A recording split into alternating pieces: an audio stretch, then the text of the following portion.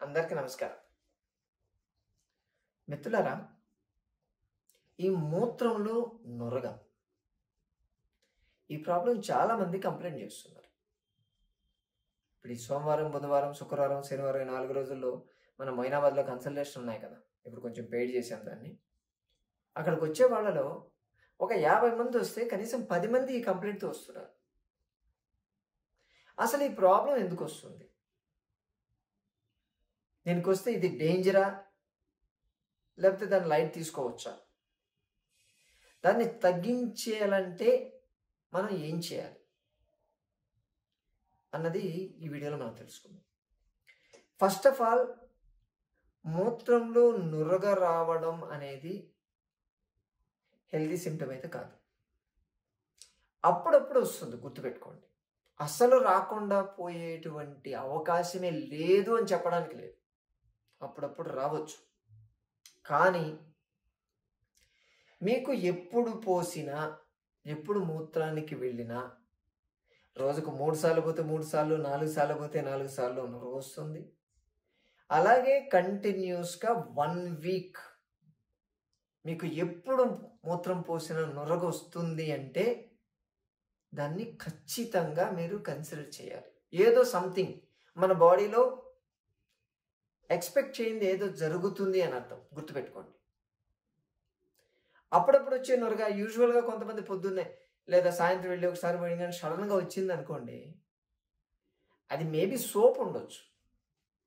Harpic ఏదేసి కడుగుంటే దానివల్ల కూడా వచ్చి ఉండొచ్చు. దాన్ని కూడా చూసి నురగ అనుకుంటే కష్టం, అందుకే చెప్తున్నా.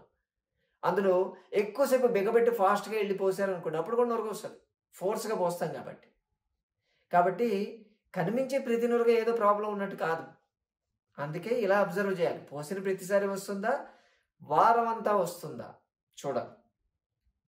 రెండవది, మీకు డయాబెటీస్, మధుమేహము వ్యాధి ఉంది అంటే మీకు కనిపించేటువంటి ఈ నురగ డెఫినెట్గా ప్రాబ్లంకి సంబంధించిన దాన్నే మనం లెక్కేయాలి. ముఖ్యంగా ఒక 10 సంవత్సరాలు మీరు షుగర్కి ట్యాబ్లెట్లో, ఇన్సులిన్లో ఏదో వాడుకుంటూ దాన్ని కంట్రోల్లో ఉంచుకున్న తర్వాత సడన్గా ఒకరోజు మీకు ఎప్పుడు పోసినా నురగ కనిపించింది అంటే మీ కిడ్నీలు ఖచ్చితంగా ఎఫెక్ట్ అయ్యాయి. డయాబెటిక్ నెఫ్రోపతి స్టార్ట్ అవుతుంది. యూజువల్గా మన కిడ్నీలు ఫిల్టరేషన్ ఉంటుంది. వచ్చేటువంటి బ్లడ్ని ఫిల్టర్ చేసి, వచ్చేటువంటి ఆ యూరిన్ కూడా మొత్తం ఫిల్టర్ చేసేసి ఫ్లూయిడ్స్ అంతా, దాంట్లో ప్రోటీను, పనికొచ్చేటువంటి పదార్థాలు ఏవైతే ఉన్నాయో వాటిని మళ్ళీ బ్లడ్లోకి పంపించేస్తుంది.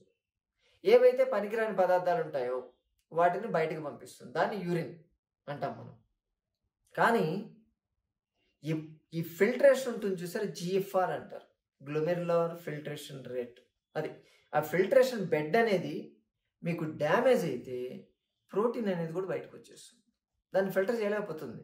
మనకున్నటువంటి అన్ని మాలిక్యూల్స్లో అటు కార్బోహైడ్రేట్స్, ఫ్యాట్ అనేది తీసుకుంటే ప్రోటీన్ అనేది చాలా పెద్దది కణం అనేది. ఆ కణమే ఫిల్టర్ చేయలేకపోయిందంటే ఆల్మోస్ట్ మీ కిడ్నీస్ డ్యామేజ్ అవుతున్నాయని కన్ఫర్మేషన్ అది. అందుకని నెఫ్రోటిక్ సిండ్రోము ఇన్ఫెక్షన్ అయినట్లు లెక్క అక్కడ, అంటే ఫిల్టరేషన్ బెడ్ అనేది డ్యామేజ్ అయింది. రెండోది క్రానిక్ యూరినరీ ట్రాక్ట్ ఇన్ఫెక్షన్. కొంతమందికి మూత్రనాళానికి సంబంధించినటువంటి జబ్బులు ఎప్పుడు కంటిన్యూ అవుతూనే ఉంటాయి, ముఖ్యంగా లేడీస్లో అయితే.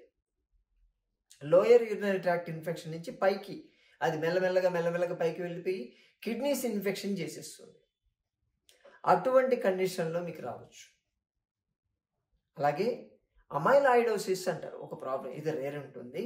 ప్రోటీన్ అనేది కిడ్నీలో పేరుకుపోతుంది. రీజన్ చాలా ఉంటాయి దానికి.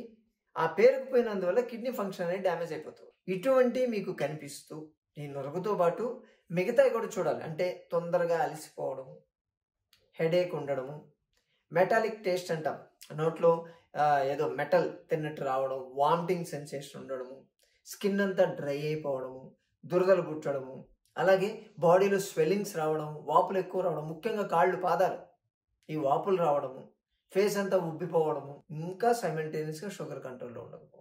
ఇటువంటి కనిపించాయి అంటే మీకు ఖచ్చితంగా కిడ్నీ ప్రాబ్లమ్ స్టార్ట్ అయిపోయినట్టే లెక్క.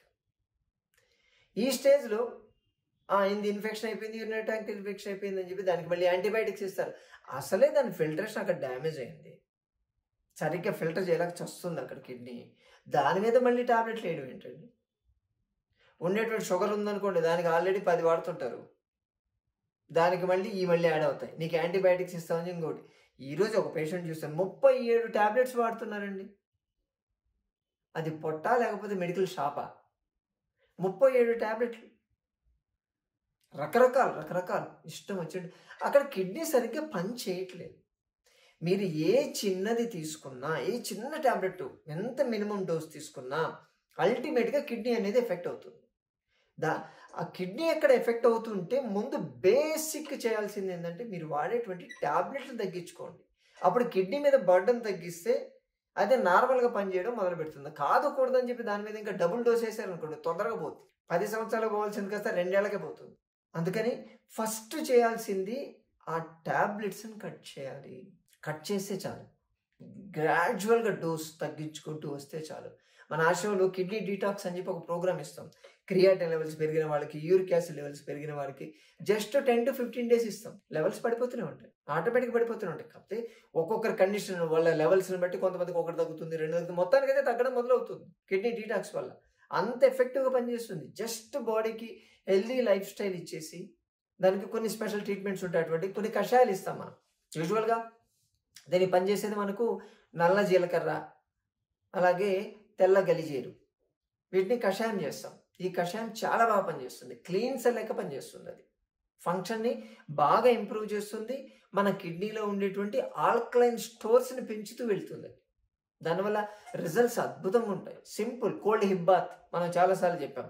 ఆ కోల్డ్ హిప్ బాత్ తీసుకోవడం ఒకటి, బార్లీ నీళ్లు తాగడము, వాపులు తగ్గిపోతాయి ఈజీగా. న్యాచురల్ డైరెటిక్ అది. కాళ్ళు కొంచెం ఎలివేట్ చేసి పెట్టుకోవడం, కొంచెం ఎక్సర్సైజ్ చేయడము, ఇటువంటివి చేసుకుంటూ, అలాగే మనకు ఉన్నటువంటి షుగర్కి వాడేటువంటి టాబ్లెట్స్ కానీ, అదే టాబ్లెట్ డోస్ అనేది బేసికల్గా తగ్గించుకొని కాకరకాయ రసం తాగొచ్చు. బేకింగ్ సోడా వాటర్, 1 కప్పు వేడి నీళ్ళలో కొంచెం బేకింగ్ సోడా వేసి దాన్ని తాగడము, ఇటువంటి కొన్ని స్పెషల్ కషాయాలు ఉంటాయి. ఇటువంటివి కానీ చేస్తే అద్భుతమైన రిజల్ట్స్ ఉంటాయి. ఉన్నటువంటి టాబ్లెట్ కట్ చేసేసుకోవచ్చు, నురగలు తగ్గిపోతాయి, ఇమ్మీడియట్ తగ్గిపోతాయి. మన దగ్గర చాలా మంది పేషెంట్స్ ఉన్నారు, 2 రోజులు 3 రోజుల్లోనే నురగ మాయమైపోయిన కేసులు చాలా మంది ఉన్నాయి. అలాగే ప్రతి సోమవారం, బుధవారం, శుక్రవారం, శనివారం ఈ 4 రోజుల్లో హైదరాబాద్, మొయినాబాద్ జేబీఐటీ కాలేజ్ దగ్గర సంజీవని ప్రకృతి ఆశ్రమాన్ని మీరు రాగలిగితే మీకున్నటువంటి ఆరోగ్య సమస్య గురించి స్వయంగా చర్చించి పరిష్కార మార్గాలు, చికిత్స విధానాలు తెలుసుకోవచ్చు. మరో వీడియోతో మళ్ళీ కలుసుకుందాం. నమస్తే.